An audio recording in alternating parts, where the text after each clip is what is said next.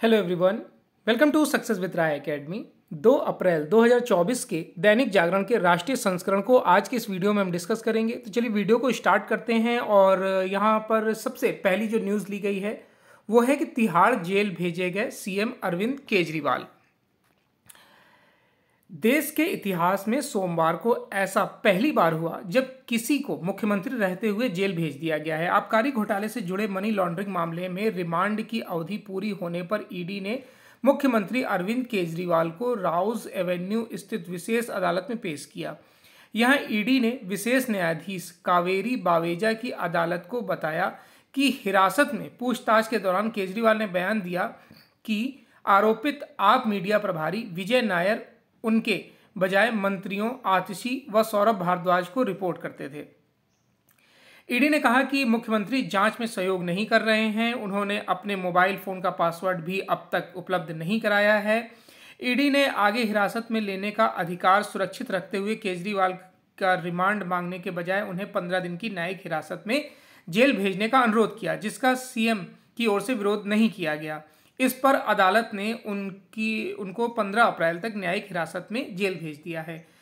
कड़ी सुरक्षा में उनको तिहाड़ जेल नंबर 2 ले जाया गया। ईडी ने अदालत के समक्ष कहा कि केजरीवाल पूछताछ के दौरान जांच एजेंसी को गुमराह कर रहे हैं। ईडी ने दावा किया कि केजरीवाल ने पूछताछ के दौरान गोलमोल जवाब दिए और जानकारी छिपाई है। 9 दिनों की अवधि में केजरीवाल से बयान लिए गए और उनका विभिन्न गवाहों, सरकारी गवाहों और अन्य सह अभियुक्तों के बयानों से सामना कराया गया। ईडी ने कहा कि केजरीवाल अत्यधिक प्रभावशाली हैं और अगर उन्हें रिहा किया जाता है तो वह गवाहों को प्रभावित करने के साथ ही सबूतों के साथ छेड़छाड़ कर सकते हैं। वहीं दूसरी तरफ वीडियो कॉन्फ्रेंसिंग के माध्यम से केजरीवाल की तरफ से पेश हुए वरिष्ठ अधिवक्ता रमेश गुप्ता ने न्यायिक हिरासत की जांच एजेंसी की मांग का विरोध नहीं किया। उनका मानना है कि अभियुक्त के पास आवेदन में लंबित तर्क हैं, उनका उत्तर देने का अधिकार सुरक्षित है। ज्ञान व्यापी तलगृह में पूजा पर रोक से सुप्रीम कोर्ट का इनकार। देखिए, सुप्रीम कोर्ट ने वाराणसी में ज्ञान व्यापी स्थित व्यास जी के तलगृह में चल रही पूजा अर्चना पर रोक लगाने से सोमवार को इनकार कर दिया। कोर्ट ने तलगृह में पूजा अर्चना के जिला अदालत और हाई कोर्ट के आदेश को चुनौती देने वाली मसाजिद कमेटी की याचिका पर काशी विश्वनाथ मंदिर के ट्रस्टियों और पुजारियों शैलेंद्र व्यास को नोटिस भी जारी किया। कोर्ट ने कहा कि तलगृह में पूजा के संबंध में कोई बदलाव नहीं किया जाएगा, यथास्थिति कायम रहेगी और मुसलमानों को नमाज भी जारी रहेगी। कोर्ट ने माना कि तलगृह में पूजा से नमाज पर असर नहीं पड़ रहा है। मुसलमान नमाज के लिए उत्तर की तरफ से बिना बाधा प्रवेश करते हैं, जबकि तलगृह में पूजा के लिए पुजारी दक्षिण प्रवेश से जाते हैं। वाराणसी की अदालत ने 31 जनवरी को ज्ञानव्यापी में व्यास जी के तलगृह में पूजा अर्चना की अनुमति दे दी थी। जिला अदालत ने माना था कि पूजा अनुष्ठान रोकने का उत्तर प्रदेश सरकार का 1993 का आदेश अवैध था। इलाहाबाद हाई कोर्ट ने भी इस आदेश को बरकरार रखा था। अंजुमन इंतजामिया मसाजिद कमेटी ने सुप्रीम कोर्ट में याचिका दाखिल कर व्यास जी के तलगृह में पूजा की इजाजत के आदेश को चुनौती दी थी। पहली बार भारत का रिकॉर्ड 21,000 करोड़ का रक्षा निर्यात। देश का रक्षा निर्यात पहली बार बेतहाशा बढ़ा है। स्वतंत्र भारत के इतिहास में रक्षा निर्यात 21,000 करोड़ रुपए के आंकड़े को पार कर गया है। रक्षा मंत्री राजनाथ सिंह ने इंटरनेट मीडिया पर देश की एक बहुत बड़ी सफलता की घोषणा कर बताया कि भारत ने 84 देशों को अपने रक्षा उत्पाद बेचकर यह चमत्कारिक लगने वाला लक्ष्य हासिल किया है। इस दिशा में सिर्फ एक वित्त वर्ष में 32.5% का उछाल आया है। पिछले वित्त वर्ष में यह आंकड़ा 18,920 करोड़ रुपए ही था। रक्षा मंत्री राजनाथ सिंह ने सोमवार को एक्स पर पोस्ट करके बताया कि भारत ने एक बड़ा रक्षा आयातक देश से एक बड़ा रक्षा निर्यातक देश बनने तक की दिशा में अहम कदम उठाया है। भारत ने पहली बार वित्त वर्ष 23-24 में 21,083 करोड़ रुपए का रक्षा निर्यात किया है। वर्ष 2013-14 के मुकाबले रक्षा निर्यात में 13 गुना बढ़ोतरी हुई है। प्रधानमंत्री नरेंद्र मोदी के नेतृत्व में रक्षा मंत्रालय ने कई ऐसे कदम उठाए जो इस रूप में फलीभूत हुए हैं। रक्षा निर्यात बढ़ाने के लिए न सिर्फ भारत के रक्षा निर्माण क्षेत्र को प्रेरित किया गया है, बल्कि तकनीकी रूप से आधुनिक बनाने की सुविधाएं बढ़ाई गई हैं। भारत के रक्षा निर्यात की इस सफलता की कहानी को अंजाम तक पहुंचाने में करीब 50 भारतीय कंपनियों ने अहम योगदान दिया है। इन कंपनियों ने अन्वेषण के साथ ही गुणवत्ता का विशेष ख्याल रखते हुए भारत की रक्षा उपकरण और तकनीकों के विश्वसनीय आपूर्तिकर्ता के रूप में विश्व पटल पर भारत को स्थापित कर दिया है। चुनाव होने तक कांग्रेस से नहीं होगी कर वसूली। लोकसभा चुनाव के समय में कांग्रेस के लिए राहत की बड़ी खबर है। 3,567 करोड़ रुपए के आयकर नोटिस का सामना कर रही कांग्रेस को फिलहाल आयकर की कार्रवाई से राहत मिल गई है। आयकर विभाग ने सोमवार को सुप्रीम कोर्ट में कहा कि चुनाव को देखते हुए फिलहाल इस मामले में कांग्रेस पार्टी के खिलाफ कोई कार्रवाई नहीं की जाएगी। सुप्रीम कोर्ट ने आयकर विभाग की ओर से पेश सॉलिसिटर जनरल तुषार मेहता द्वारा दिए गए बयान को आदेश में दर्ज करते हुए कांग्रेस की याचिका पर सुनवाई 24 जुलाई तक के लिए टाल दी है। वैसे कांग्रेस की दलील है कि यह संकेत जरूर मिल गया है कि वह आयकर विभाग की ओर से भेजे गए 3500 करोड़ के नोटिस से भले ही सहमत ना हो, लेकिन नियम उल्लंघन के मामले में पेनाल्टी को खारिज नहीं कर सकती है।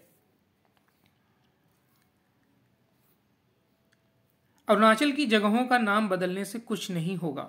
भारत अरुणाचल प्रदेश के 30 स्थानों को चीन द्वारा नया नाम देने का भारत ने करारा जवाब दिया है। विदेश मंत्री एस जयशंकर ने कहा कि अरुणाचल प्रदेश भारतीय राज्य था, है और भविष्य में भी रहेगा। सोमवार को सूरत में पत्रकारों से बात करते हुए जयशंकर ने कहा कि नाम बदलने से कुछ हासिल नहीं होगा। अगर मैं आपके घर का नाम बदल दूं तो क्या वह मेरा घर हो जाएगा? इससे पहले अरुणाचल को लेकर चीन ने एक और विवादित कदम उठाया। राज्य पर अपना दावा पेश करने की कोशिशों के बीच उसने भारतीय राज्य में 30 स्थानों के नामों की चौथी सूची जारी कर दी है।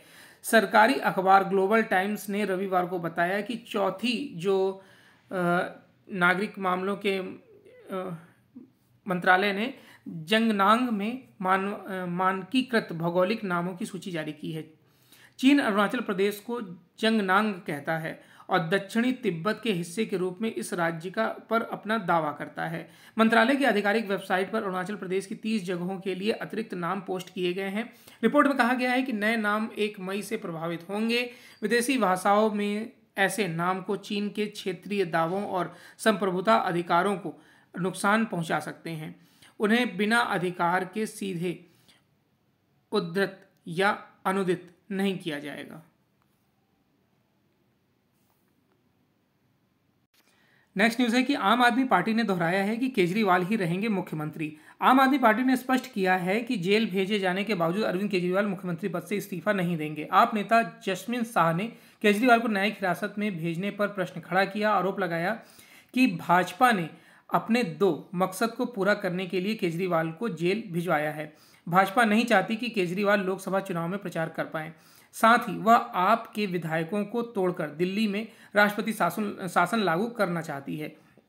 जैस्मिन शाह ने कहा कि ईडी ने 11 दिन तक केजरीवाल से पूछताछ की, लेकिन उनको कुछ नहीं मिला। ऐसे में अब तक उनको रिहा कर देना चाहिए। पहले यही ईडी कहती थी कि हमें केजरीवाल से केवल पूछताछ करनी है, इसलिए उनको 9 सम्मन भेजे गए। उन्होंने कहा कि शुरू से ही भाजपा और ईडी का षड्यंत्र था कि कैसे भी केजरीवाल को जेल में डालो ताकि चुनाव प्रचार न कर पाएं।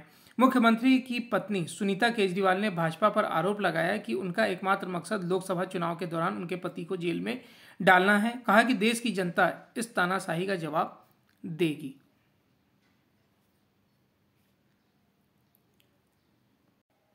नेक्स्ट पेज है एडिटोरियल पेज। एडिटोरियल पेज पर पहला आर्टिकल है कि विकसित देशों से सीख ले भारत। विकसित देशों में राजनीतिक दल सरकारी नौकरियां बढ़ाने की जगह उद्योग धंधों को बढ़ावा देकर रोजगार पैदा करने की बात करते हैं, लेकिन भारत में उल्टी कहानी है। इसी पर यह आर्टिकल लिखा गया है बीसीसी हिंदी के पूर्व संपादक शिवकांत शर्मा द्वारा। अपने उत्कर्ष के दिनों में भारत एक उद्यम प्रधान और कारोबारी देश रहा है। सम्राट चंद्रगुप्त मौर्य की राज्यसभा में आए यूनानी सम्राट सेल्यूकस के राजदूत मेगस्थनीज ने अपनी पुस्तक इंडिका में भारतीय समाज के 7 वर्गों का उल्लेख किया है। इसमें अधिकांश लोग बुद्धिजीवी, किसान, कारोबारी, शिल्पकार और सैनिक वर्गों के थे। बहुत कम लोग सेवक थे और नौकरी करते थे। नौकरी को निर्भरता और पराधीनता वाला काम होने की वजह से हेय समझा जाता था। आर्थिक इतिहासकार एगन्स मैडनिस ने भी विश्व अर्थव्यवस्था के इतिहास में इसकी पुष्टि की है। परंतु सदियों की गुलामी के बाद आज़ाद हुए भारत में परिस्थितियां पूरी तरह से बदल गईं।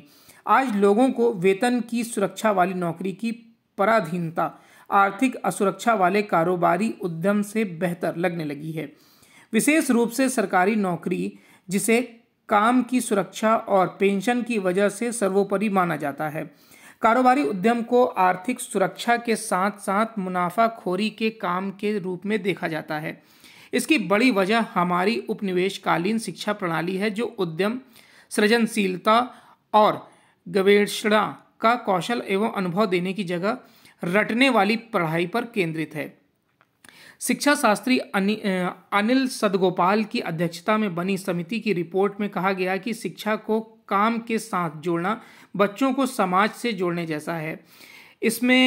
इससे उनमें श्रम के प्रति श्रद्धा पैदा होती है और अनुभूतिजन्य ज्ञान भी मिलता है। श्रम और बौद्धिकता के इस संतुलन को प्रायोगिक रूप देने के लिए रांची के पास नेतरहाट में एक प्रायोगिक विद्यालय खोला भी गया, लेकिन उसकी सफलता के बावजूद उसे देश भर में नहीं फैलाया गया। नतीजा सबके सामने है। इस पर बहस हो सकती है कि देश में 21 से 30 के बीच किस आयु वर्ग के शिक्षकों में बेरोजगारी की दर सबसे ऊंची है। काम धंधों को लेकर सामाजिक सोच इतना नकारात्मक है कि यदि कोई नेता रोजगार के लिए उनकी मिसाल भी दे दे तो हंसी का पात्र मान लिया जाता है। कारोबारी उद्यम और काम धंधों के लिए बाजार में प्रतिस्पर्धा भी कड़ी होती जा रही है। छोटी जोत की समस्या के कारण 10 करोड़ से अधिक किसान दूसरे काम धंधों की तलाश में हैं। दस्तकारी और कारीगरी जैसे काम धंधों की पुश्तैनी परंपरा या तो टूट चुकी है या मशीनों के माल के सामने टिक नहीं पाती है। इन सभी को रोजगार के लिए प्रशिक्षण, पूंजी और बाजार की जरूरत है। इसलिए बेरोजगारी का मुद्दा हर चुनाव में चर्चा बना हुआ है। सबसे दिलचस्प बात है कि भारत में रोजगार का मतलब नौकरी ही माना जाता है। जब भी कोई दल रोजगार की बात करता है तो सरकारी नौकरियां बढ़ाने या भरने की बात की जाती है। औद्योगिक धंधे, कारोबार और काम धंधे बढ़ाकर रोजगार सृजन की बात कम होती है। यूरोप, अमेरिका और जापान में ऐसा नहीं है कि पार्टियां ऐसा नहीं है। वहाँ पार्टियां सरकारी नौकरियां बढ़ाने की जगह उन्हें घटाकर खर्च बचाने और बचे पैसों से उद्योग और कारोबार को बढ़ावा देने के लिए रोजगार पैदा करने की बात करती है। असली रोजगार सृजन उद्योग और कारोबार ही कर सकते हैं। वे रोजगार भी देते हैं और टैक्स भी। कांग्रेस की 30 लाख सरकारी नौकरियां देने की घोषणा को ही ले लें। इस समय केंद्र सरकार के कर्मचारियों की संख्या लगभग 33 लाख है, जिनके वेतन पर 3.25 लाख करोड़ रुपए खर्च होता है। यदि इनमें से 30 लाख और जोड़ दिए जाएं तो वेतन पर होने वाला खर्च 3 लाख करोड़ के बजाय और बढ़ जाएगा। इसी पैसे को यदि उद्योग के धंधों में बढ़ावा देने के लिए खर्च किया जाए तो रोजगार भी बढ़ सकते हैं और टैक्स की आमद भी बढ़ेगी। लोगों को बिना काम किए भत्ते और भुगतान बिजली देना और सरकारी नौकरियां भरते जाना सामाजिक न्याय नहीं है, बल्कि उनके नाम पर किए जाने वाला अनुत्पादक खर्च है। सरकार का दायित्व है कि पाई पाई को उत्पादक कामों में लगाना है, जिससे अर्थव्यवस्था का विकास हो। वोटों के लिए अनुत्पादक फिजूल खर्ची करना नहीं है। मतदाताओं को यह बात समझकर स्वावलंबी बनकर आर्थिक रूप से जिम्मेदार प्रतिनिधियों के चुनाव को प्राथमिकता देनी होगी। सच के साथ खड़ा होता मुस्लिम समाज। ये इसमें जो सिद्दीकी साहब हैं जिन्होंने आर्टिकल लिखा है वो कहीं ना कहीं पक्ष ले रहे हैं और बता रहे हैं कि इस बार मुस्लिम समाज उन नेताओं के बहकावे में नहीं आएगा जो CAA को लेकर उसे उकसाता रहा है। यानी कि पहले के मुकाबले अब लोग ये समझ गए हैं कि CAA उनके खिलाफ नहीं है, यानी मुस्लिम समाज के खिलाफ नहीं है, उनके हित में ही है ये। नेक्स्ट पेज है बिजनेस पेज से कि शपथ लेने के अगले दिन से ही काम करने के लिए तैयार रहें अफसर। प्रधानमंत्री आगामी आम चुनाव में विजयी होने के आत्मविश्वास से लबरेज प्रधानमंत्री नरेंद्र मोदी ने देश की ब्यूरोक्रेसी की तरफ इशारा करते हुए कहा कि उन्हें ज़्यादा काम करने के लिए तैयार रहना चाहिए। इसका कारण यह है कि शपथ लेने के दूसरे दिन से ही उनके पास बहुत ज़्यादा काम आने वाला है। RBI के 90वें स्थापना दिवस पर आयोजित कार्यक्रम में प्रधानमंत्री मोदी ने बैंकिंग सेक्टर व वित्तीय सेक्टर में पिछले 10 वर्षों के दौरान हुए बदलावों का श्रेय अपनी सरकार की नीति, नीयत और निर्णय लेने में स्पष्टता को दिया। उन्होंने कहा कि पिछले 10 वर्षों में जो हुआ वो तो सिर्फ ट्रेलर है, अभी तो हमें देश को बहुत आगे लेकर जाना है। पीएम ने कहा कि अभी 100 दिन में चुनाव होने रिजल्ट आ जाएगा और आपके पास भरपूर समय है। आप सोच कर रखिए, क्योंकि शपथ लेने के दूसरे दिन ही झमाझम काम आने वाला है। उन्होंने कहा कि बहुत जरूरी है कि हमारे पास अगले 10 वर्षों के लक्ष्य बिल्कुल स्पष्ट हों। हमें मिलकर अगले 10 वर्षों में डिजिटल ट्रांजैक्शन की संभावनाओं को विस्तार देना होगा। हमें नकदी रहित आर्थिकी से आ रहे बदलाव पर नज़र रखनी होगी, वित्तीय समावेशन पर और ज़्यादा काम करना होगा, अलग अलग लोगों की बैंकिंग ज़रूरतों के हिसाब से काम करना होगा। कई लोग बैंक में जाना पसंद करते हैं, जबकि कई लोगों को डिजिटल डिलीवरी पसंद होती है। देश को ऐसी नीति बनाने की ज़रूरत है जिसमें बैंकिंग करना और आसान हो जाए। नेक्स्ट न्यूज़ है, भारत दुनिया का तीसरा बड़ा यात्री कार बाजार। भारत का यात्री कार बाजार दुनिया का तीसरा सबसे बड़ा बाजार बन गया है। वित्त वर्ष 2023-24 के दौरान देश में यात्री कारों की कुल बिक्री 42.3 लाख रही है। इसके साथ भारत ने यात्री कारों की बिक्री में जापान को पीछे छोड़ दिया है। बीते 2 वर्षों के दौरान भारत दुनिया के 2 कार बाजारों यानी कि पहले जर्मनी और अब जापान को बिक्री के मामले में पीछे छोड़ चुका है। अब जब देश की आर्थिक विकास दर लंबे समय तक 7 से 8% तक बने रहने की संभावना है, तो भारत कार बाजार का दमखम और बढ़ सकता है। यात्री वाहन बिक्री के मामले में अब भारत से आगे अमेरिका और चीन है। पूरे वित्त वर्ष में 20.14 लाख करोड़ रहा जीएसटी संग्रह। पूरे वित्त वर्ष 2023-24 के दौरान कुल जीएसटी संग्रह 20.14 लाख करोड़ रुपए रहा है। वित्त मंत्रालय की ओर से सोमवार को जारी आंकड़ों के अनुसार वित्त वर्ष 22-23 के मुकाबले इसमें 11.7% की वृद्धि रही है। मंत्रालय के अनुसार अप्रैल 2023 से मार्च 2024 के दौरान औसत मासिक जीएसटी संग्रह 1.68 लाख करोड़ रुपए रहा है, जो इससे पहले वित्त वर्ष के औसत मासिक संग्रह 1.5 लाख करोड़ रुपए से ज़्यादा है। जीएसटी प्रस्तावित लागू होने के बाद पहली बार जीएसटी संग्रह का आंकड़ा 20 लाख करोड़ को पार कर गया है। इंटरनेशनल पेज पर युद्ध वाली न्यूज़ हम स्किप करते हैं। रूस ने यूक्रेन युद्ध में हाइपरसोनिक जिरकॉन मिसाइल का किया प्रयोग, इसको भी स्किप करेंगे। तो ये आज का यानी 2 अप्रैल 2024 का दैनिक जागरण का राष्ट्रीय संस्करण था। आई होप आपको वीडियो अच्छा लगा होगा।